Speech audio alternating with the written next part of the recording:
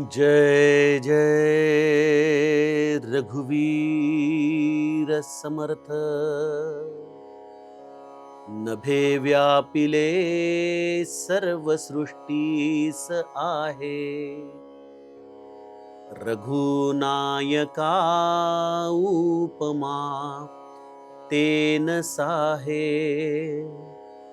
दुजे वीण जो तोचितो हा स्वभावे। तया व्यापकू व्यर्थ कैसे म्हणावे। जय जय रघुवीर समर्थ। श्रोता वक्ता श्रीराम समर्थ। जय जय रघुवीर समर्थ। श्रीराम। आपल्या सर्वांच्या हृदयस्थ बसणाऱ्या आत्मारामास साष्टांग प्रणिपात करून मनोबोध एक अंतरयात्रा हा श्री समर्थ रामदास स्वामी विरचित मनाच्या श्लोकांचा जो आपण अभ्यास करत आहोत। सज्जन हो, आज आपण त्यातील श्लोक क्रमांक 198 याचं चिंतन अभ्यासणार आहोत। समर्थ आम्हाला या आत्मवस्तूचं आणि नभाचं अर्थात आकाशाचं तादात्म्य, त्यांची एकरूपता समजावून सांगत आहेत। एका साधकाच्या दृष्टीने या आत्मवस्तूचं दर्शन होण्यासाठी त्याला देखील नभासारखं व्यापक व्हावं लागतं आणि ही व्यापकता त्याचं नाव आहे साधन, त्याचं नाव आहे परमार्थ। त्यासाठी लागणारी मनाची सूक्ष्मता याचं नाव आहे भगवंताचं अनुसंधान। या दृश्य जगामधून, या जड वस्तूंमधून मनाला उचलून या सूक्ष्मत्वाच्या दिशेने नेणं हा आहे सगळा साधन पुरुषार्थ। नभाचं हे अतिशय सुंदर असं गुणगान समर्थांनी आपल्यापर्यंत आत्ता सांगितलंच। यातून एक साधकाच्या अंतरंगामध्ये कदाचित लौकिक अर्थाने असा गैरसमज निर्माण होऊ शकतो की मग आकाश म्हणजेच राम आहे का? नभासारिखे रूप या राघवाचे हे समर्थांनी सांगितलं, पण इथं समर्थांनी शब्द वापरलाय सारखे। नभ म्हणजे राम नाही, आकाश म्हणजे राम नाही, नभासारिखे, नभाच्या गुणधर्मांसारखे रामाचे गुणधर्म आहेत। बघा, कुठल्याही वस्तूमध्ये काही चांगले गुणधर्म असतात आणि काही वाईट गुणधर्म असतात। ही पंचमहाभूतिक सृष्टी ही सगळी गुणदोषांनीच भरलेली आहे। इथं कुठलीच वस्तू ही संपूर्णपणे गुणमय नाही आणि संपूर्णपणे दोषमय नाही। बघा, रावण जरी दोषमय असला तरी रावणाकडून महादेवाची उत्कट भक्ती शिकण्यासारखी आहेच। प्रत्येक वस्तूमध्ये काहीतरी गुण दडलेला आहे आणि काही दोष दडलेले आहेत। प्रत्येकाचे पर्सेंटेज वेगवेगळे असू शकतात, पण एक निश्चित आहे की या सगळ्यांचं काही ना प्रमाणामध्ये अंशात्मक का होईना अस्तित्व या प्रत्येक गोष्टीमध्ये आहे। त्यामुळे जेव्हा आपण नभासारखं रूप या राघवाचं म्हणतो तेव्हा सज्जनो, एक अत्यंत महत्वाची गोष्ट आपल्या लक्षात घेतली पाहिजे की नभ देखील पंचमहाभूतिक तत्वांपैकी एक तत्व आहे, अर्थात ते मायेच्या अखत्यारीत आहे। आणि जर ते मायेच्या अखत्यारीत आहे तर ते देखील गुणदोषांनी भरलेलं आहे। त्याच्या गुणांचं आपण वर्णन केलं। काय गुण सांगितले मी आतापर्यंत नभाचे? पहिली गोष्ट, अत्यंत व्यापक आहे। दुसरी गोष्ट, नभ हा अत्यंत सूक्ष्म आहे। तिसरी गोष्ट, नभ हा चैतन्यमय आहे। चौथी गोष्ट, नभ हा तटस्थ देखील आहे। आणि साधकाची अवस्था देखील अंतरंगाची या गुणमय असलेल्या नभासारखी होते, तेव्हा नभासारिखे रूप या राघवाचे याची प्रचिती त्याच्या अंतःकरणामध्ये त्याला येऊ शकते। पण त्याचबरोबर नभ हे गुणात्मक असल्यामुळं, मायेच्या अखत्यारीमध्ये असल्यामुळं नभामध्ये काही दोष देखील आहेत आणि रामामध्ये मात्र कुठलेच दोष नाहीत। राम हा सच्चिदानंदमय आहे, तो परब्रह्म आहे, तो मायातीत आहे आणि मायातीत असल्यामुळं तो गुणदोषांच्या पलीकडे आहे। त्यामुळं राघवाचं रूप वर्णन करत असताना राघवाला आकाश समजण्याचा कदाचित गैरसमज आपल्याकडून होऊ शकतो. समर्थांनी दासबोधामध्ये शून्य तत्व निरसन नावाचा समास लिहिलाय. काय आहे शून्य तत्व निरसन? हे आकाश तत्व ओलांडण्याची अवस्था म्हणजे शून्य तत्व आहे. आकाश हे शून्य तत्व आहे. आकाश म्हणजे परब्रह्म नाही, म्हणून समर्थांनी त्याला महाद्वार म्हटलेलं आहे. आकाशापर्यंत जाता येणं हे भल्या भल्यांना जमत नाही. जसं कुंडलिनी ही बहुतांश लोकांची मूलाधारामध्येच राहते आणि मूलाधारामध्येच त्यांचा देह संपतो, कारण तो वासना प्रधान देह असतो. ते कधी उत्थानच त्याचं होऊ शकत नाही. त्याप्रमाणे पंचमहाभूतामध्ये देखील बहुतांश लोक हे या भूमीशीच निगडीत राहतात. ते या भूमीशी संलग्न राहून या भूमीमध्येच मातीमोल होतात.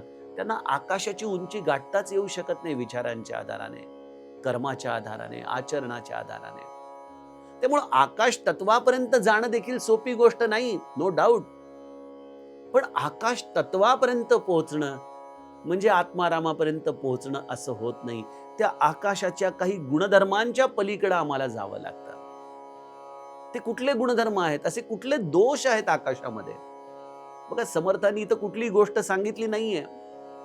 ही केवळ माझ्या ब्रह्मचैतन्य गोंदवलेकर महाराजांची कृपा आहे की या प्रत्येक श्लोकामध्ये दडलेला गुढार्थ माझी माऊली माझ्या एक निमित्त रूपाने आपल्या समोर आणतीये. नभामध्ये असे कुठले दोष आहेत ज्याचा त्याग एका साधकाने करायला हवा? समर्थ पहिल्यांदा या नभाची व्यापकता तर आम्हाला सांगतातच की नभे व्यापिले सर्व सृष्टीचा आहे. व्यापकता हा एक गुणधर्म नभाचा अत्यंत कौतुकास्पद आहे, जो मनाच्या सूक्ष्मतेने प्राप्त होतो. पण म्हणून तो परब्रह्म स्वरूप झाला का? यासाठी आणखीन काही गोष्टी कराव्या लागतात. त्या गोष्टी कुठल्या ते समर्थ आम्हाला आजच्या श्लोकामध्ये गुढार्थाच्या रूपाने सांगतायत. नभे व्यापिले सर्व सृष्टीचा आहे. या आकाशाने सगळ्या सृष्टीला व्यापून उरलंय, पण रघुनायका उपमा ते नस आहे. म्हणून माझ्या रघुनायकाला केवळ एका व्यापकतेच्या गुणधर्माने आपण समजून घेणं उचित ठरणार नाही. त्यामुळं आकाशाची उपमा रामाला लागू पडत नाही. का बरं?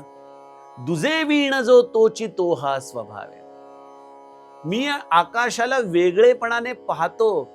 इथंच सगळी मेघ आहे आणि त्यामुळं मी आणि आकाश यांच्यामध्ये जे द्वैत आहे ते रामामध्ये नाही, कारण तया पाहता पाहता तेची झाले. तिथं राममय होऊनच रामाला पाहावं लागतं. आकाशमय होऊन आकाश कसं पाहणार? ते म्हणतात ना ख्रिश्चन धर्मामध्ये, हे आकाशाच्या बाप्पा. पण आकाशाचा बाप्पा म्हणत असताना म्हणणारा तर जमिनीवरच उभा आहे. तो कुठं त्यांच्यासारखा झालेला आहे? सज्जनो, हा जरी त्याच्यातला एक त्यांचा विधीचा भाग जरी सोडला तरी सज्जनो, एक गोष्ट लक्षात घ्या, आकाशाकडे आपण नेहमी द्वैत भावनेने पाहतो. ते आकाश आणि मी हे नेहमीच अभिन्न राहू शकत नाही. ते नेहमीच भिन्नत्वाने राहतात. पण रामाचं तसं नाही. जानत तुमही तुमही होई जाई. सगळ्या संतांनी एक मुखाने या रामदर्शनाचं महत्व सांगितलंय की राम होण्यासाठी रामच होऊन आपल्याला राम अनुभवावा लागतो. जगद्गुरु म्हणतात, देव पहावयासी गेलो, देव होऊनची आलो. तुम्हाला देव हे स्वरूप द्वैताने कधीच समजू शकत नाही, कळत नाही. ठीक आहे, सगुण पूजेसाठी द्वैत भाव गरजेचा आहे, पण त्या द्वैत भावनेमध्ये जो अत्यंत प्रेमाने ही सगुण पूजा करतो, त्याला जसं मीरेला कृष्णाने आपल्यात सामावून घेतलं सदेह, त्याप्रमाणे त्याचा हा देह भाव ती सगुण आपल्यामध्ये सामावून घेतं. ही गोष्ट ज्याने सगुण भजन केलं त्यालाच कळू शकेल. इथं हा द्वैत प्रांत हा आकाशाशी कायम राहिल्यामुळं आकाश म्हणजे राम होऊ शकत नाही. दुजे वीण जो तोची तो हा स्वभावे, तया व्यापकू व्यर्थ कैसे म्हणावे. त्याला व्यापक म्हणणारा तर शिल्लक आहेच ना. म्हणजे नभानी सगळ्या सृष्टीला व्यापला आहे हे सांगणारा हा त्याच्यापासून वेगळा होऊनच हे बोलतोय. अर्थातच म्हणजे तो रामापासून वेगळा आहे. म्हणून नभ इज इक्वल्स टू राम हे लौकिक रूपाने आपल्याला सिद्धांत म्हणून देता येत नाही. अध्यात्मामध्ये आपल्याला या नभाच्या पलीकडे जावं लागतं, या गुणदोषांच्या पलीकडे जावं लागतं. मग नभाचे दोष काय आहेत ज्याचा त्याग एका साधकाला करावा लागतो? मी तुम्हाला नभाचे 4 गुणधर्म सांगितले. नभाचे 4 दोष देखील ऐकून घ्या.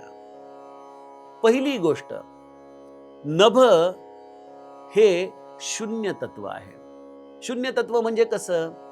बघा, स्वाभाविकपणे मनुष्य निराश झाला ना की आकाशाकडे डोळे लावून बसतो. आपल्याकडे म्हणतात ना, अरे काय आकाशाकडे डोळे लावून बसलायस, एवढं काय झालं निराश व्हायला तुला? म्हणजे आकाश हे शून्य तत्व आहे हे कळणं जरा अवघड आहे, पण आकाश हे निराश तत्व आहे याची मात्र आपल्याला बऱ्याच लोकांना जाणीव होते. अनेक लोक जे आयुष्याला कंटाळलेले असतात ते आकाशाकडे डोळे लावून बसतात. त्यामुळे आकाश हे शून्य तत्व आहे.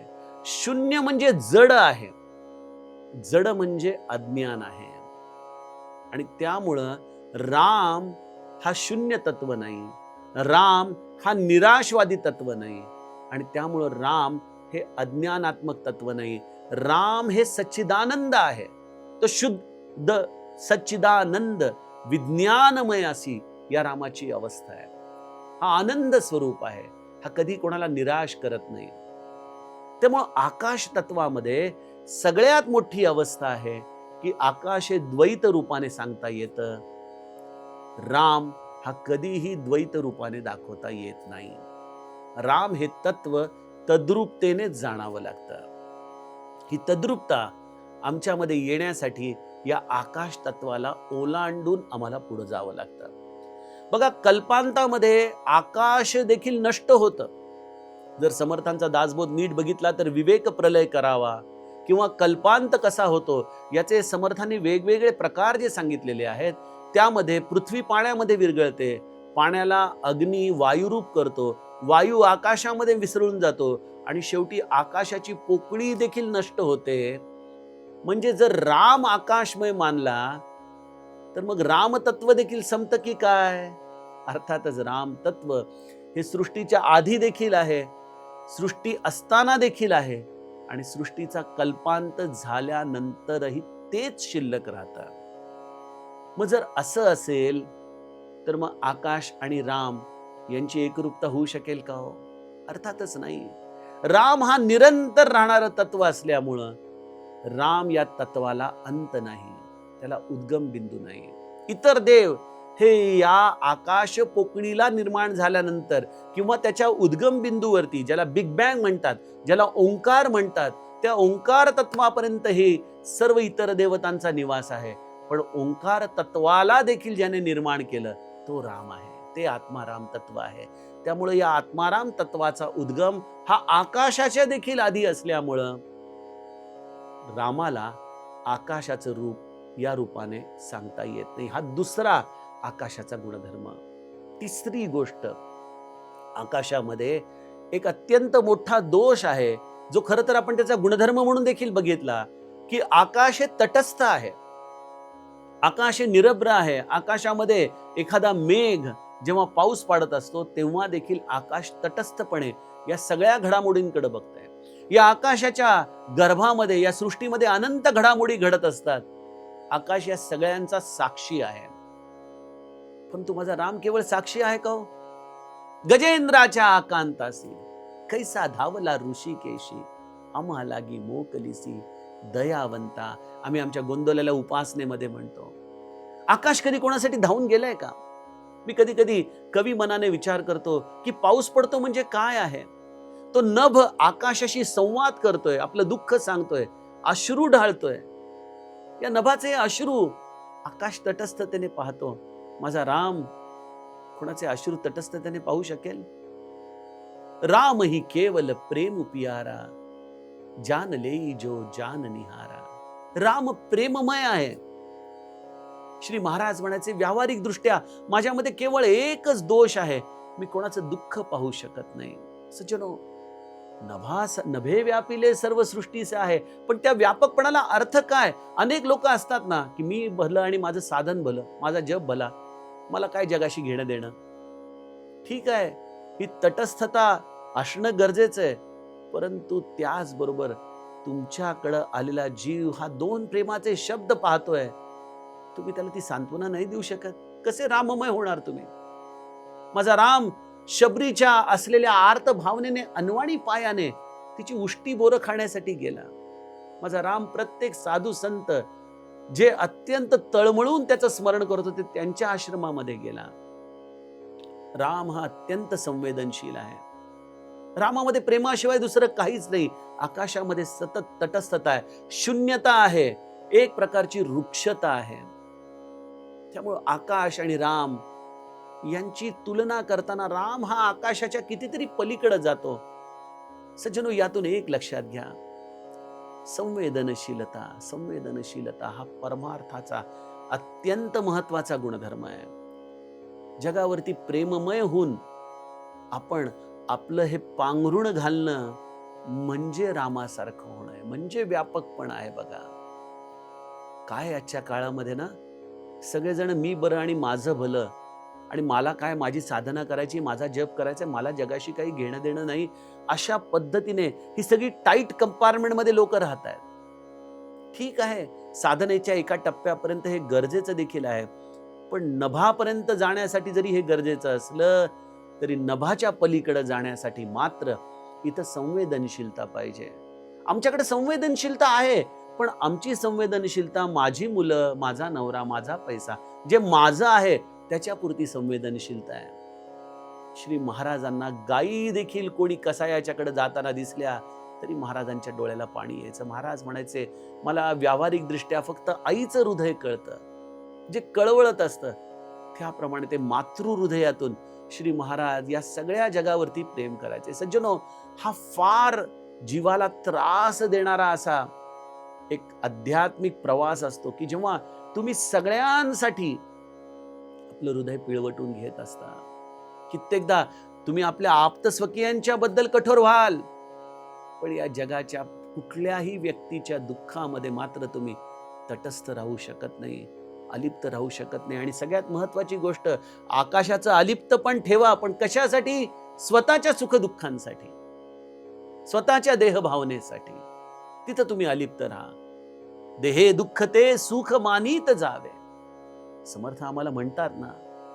मग आकाश होणं यामध्ये अलिप्तता स्वतःच्या बद्दल, स्वतःच्या सुखदुःखांबद्दल, आणि कारुण्य हे या समस्त सृष्टीबद्दल. ही आहे आकाशामध्ये नसलेल्या गुणधर्माची व्यापकता, जी ज्याच्या हृदयामध्ये साधनेने येते, गुरुकृपेने येते. समजून घ्या, त्याच्यामध्ये राम उतरलेला आहे. बघा, परमार्थ म्हणजे केवळ स्वतःसाठी जगणं नाही हो. परमार्थाची एक व्याख्या सांगू का? जो इतरांच्या उपयोगाला येतो त्याचं नाव परमार्थ. बघा, स्वतःसाठी तर परमार्थ कोणी करेल, 13 कोटी काय 130 कोटी जप देखील करेल. पण आम्ही आमच्या उपासनेमध्ये म्हणतो ना की नाम सदा बोलावे, गावे, भावे, जनासी सांगावे. फक्त स्वतःपुरतं मर्यादित नका ठेवू.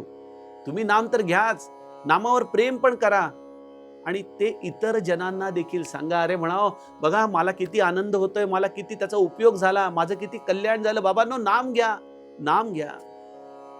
नामासाठी जो झटतो तो देवाला आवडतो, त्याची भक्ती जो वाढवतो तो देवाला आवडतो, या दीनजनांची जो सेवा करतो तो रामाला आवडतो. त्यामुळे नभामध्ये हा एक अत्यंत गुणधर्म म्हटलं तरी आहे आणि दोष म्हटलं तरी आहे. तो अलिप्त देखील आहे, पण त्याचबरोबर माझा राम मात्र अत्यंत करुणा प्रधान आहे. त्यामुळे नभासारखं द्वैत भाव ज्याच्याकडे आहे त्याला राम कळत नाही. नभासारखी तटस्थता ज्याच्या जीवनामध्ये आहे त्याला राम कळत नाही.